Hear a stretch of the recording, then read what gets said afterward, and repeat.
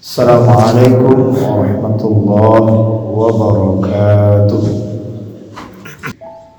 Pada pagi ini saya ingin membahas tentang salah satu kewajiban kita sebagai seorang muslim, yaitu berbuat ihsan. Di antaranya diperintahkan oleh Allah di dalam Al-Quran, Innallaha ya'muru bil adli wal ihsan. Sesungguhnya Allah memerintahkan kita orang-orang beriman itu berbuat ihsan. Apa itu ihsan? Secara bahasa, ihsan berasal dari kata ahsana yuhsinu ihsan, yang dalam bahasa Indonesia bisa kita artikan dengan melakukan yang terbaik. Jadi melaksanakan segala sesuatu dengan cara yang terbaik. Adapun secara istilah, Rasulullah SAW memberikan definisi yang sangat mendasar, yang kemudian bisa mewujudkan ihsan itu dalam kehidupan manusia. Apa definisi ihsan menurut Rasulullah SAW? Dalam sebuah hadis yang panjang, dalam sebuah kesempatan, Jibril sengaja datang kepada Rasulullah SAW di hadapan para sahabat, menanyakan beberapa hal kepada Nabi dalam rangka mengajarkan kepada umatnya. Yang pertama ditanya oleh Jibril kepada Rasul, Mal Islam? Kemudian Rasul menjawab dengan menjelaskan tentang rukun Islam. Kemudian yang kedua Jibril bertanya, Mal Iman? Kemudian juga menjelaskan tentang rukun iman. Dan pertanyaan ketiga yang diberikan oleh Jibril kepada Rasul adalah Mal ihsan? Apa itu ihsan? Maka kemudian dijawab, ihsan adalah an ta'budallah ka'annaka tarah, fa in lam takun tarahu fa innahu yaraka. Ini yang ihsan dalam penjelasan Rasulullah. Jadi apa itu ihsan kata Rasul? An ta'budallah, bahwa kamu menyembah Allah, bahwa kamu beribadah kepada Allah, ka'annaka tarah, seolah-olah kamu melihat Allah itu. Jadi kita beribadah kepada Allah baik dalam artian ibadah mahdhah, kita sholat, kita puasa, kita zakat, kita haji, seolah-olah dalam pelaksanaan itu kita sedang berhadapan dengan Allah, kita sedang betul-betul berada di depan Allah.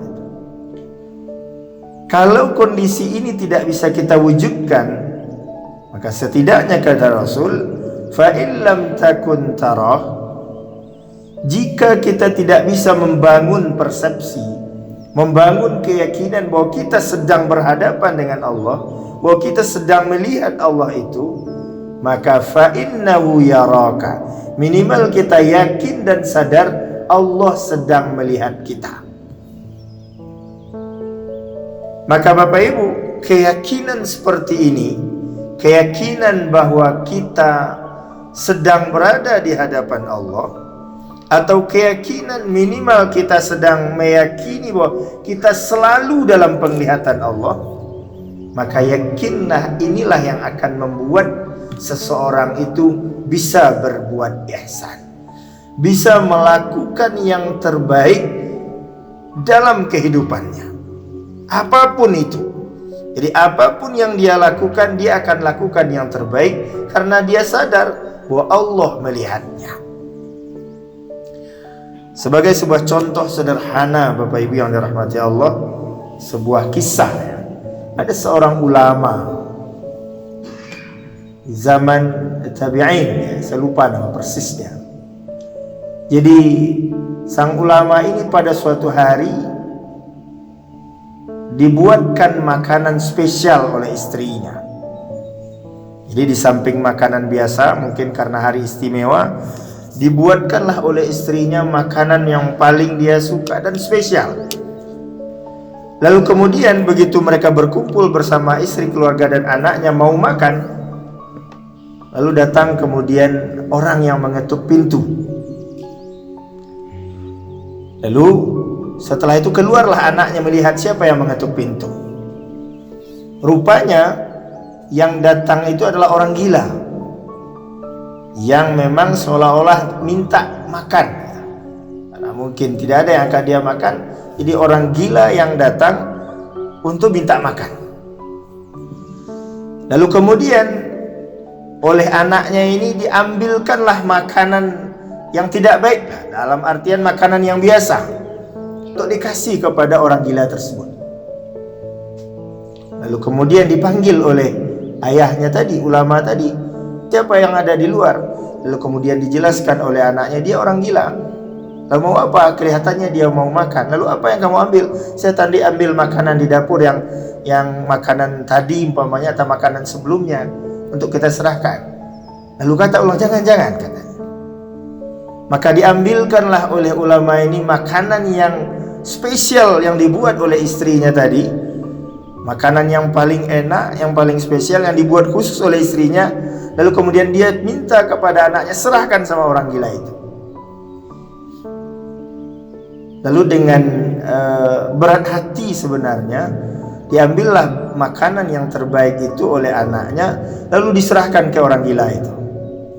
Setelah diserahkan ke orang gila itu pergi. Lalu kemudian anaknya kembali ke ayahnya.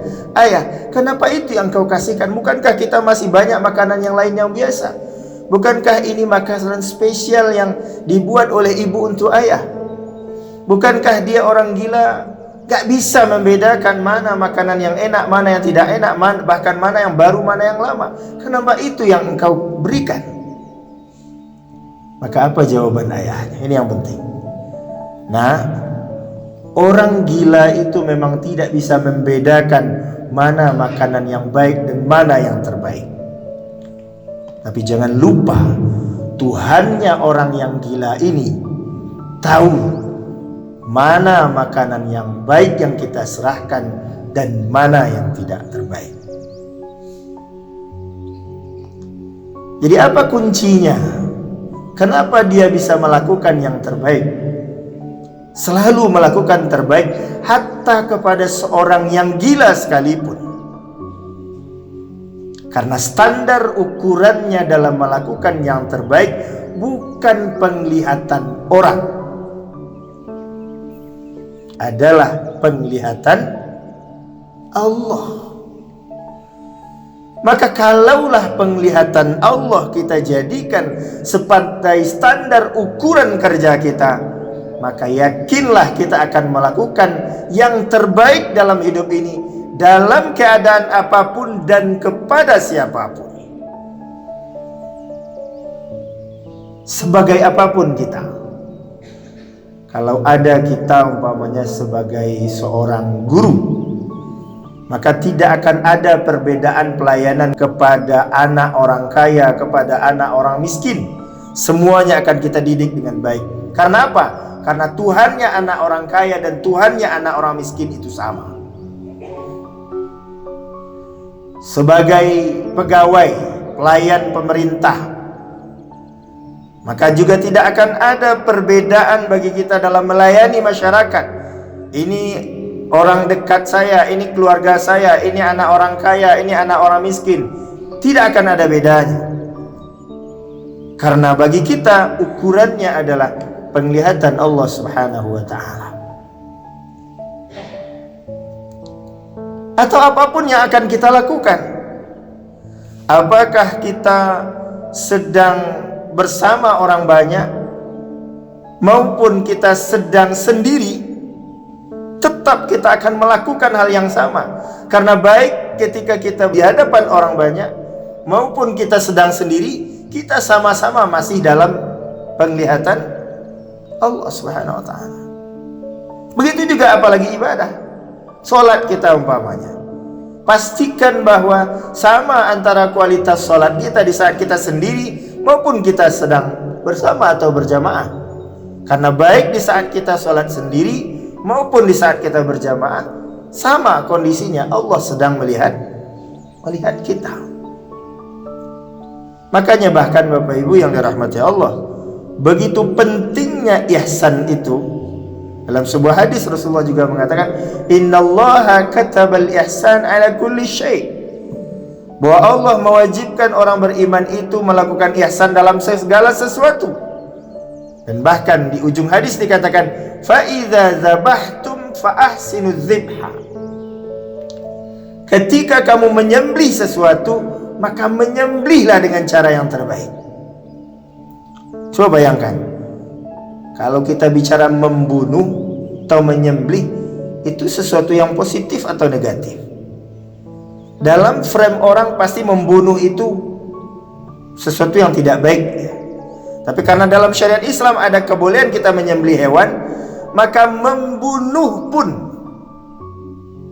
menyembelih pun Allah wajibkan fa ahsinuz dzibha, menyembelihlah dengan cara yang terbaik.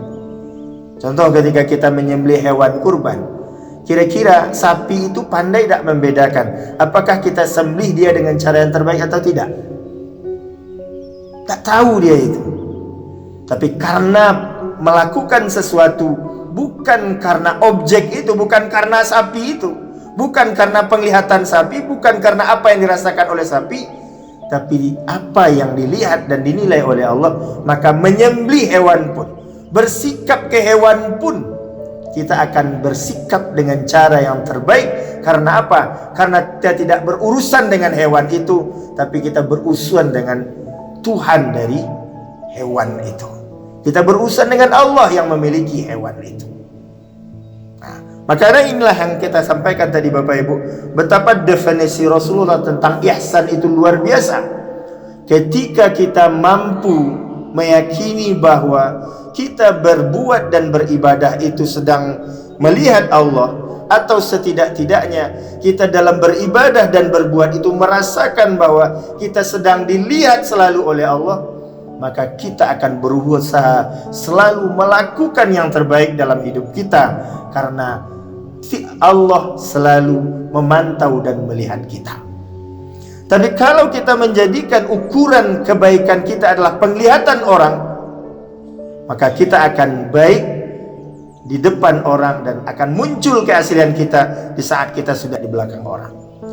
Ketika kita menjadikan ukuran kebaikan kita adalah penglihatan orang kaya, penghargaan orang berpangkat, maka kebaikan-kebaikan kita akan lahir di depan orang itu. Lalu kemudian keaslian kita akan terlihat ketika kita berhadapan dengan orang miskin. Keaslian kita akan terlihat di hadapan orang yang tidak berharga menurut kita. Ketika menerima tamu, kalau tamunya orang hebat, orang kaya, keluarga terpandang, kita layani dengan baik. Tapi ketika yang datang orang miskin, orang tidak berpangkat, kita tidak layani dengan baik. Itu menandakan bahwa ukuran kebaikan kita belum Allah Subhanahu wa ta'ala. Artinya apa? Kita belum lagi sampai kepada tingkat ihsan, menjadikan penglihatan Allah sebagai standar setiap perbuatan dan aktivitas yang akan kita lakukan. Bapak Ibu yang dirahmati Allah, itulah ihsan yang diwajibkan oleh Allah dan Rasulnya kepada kita.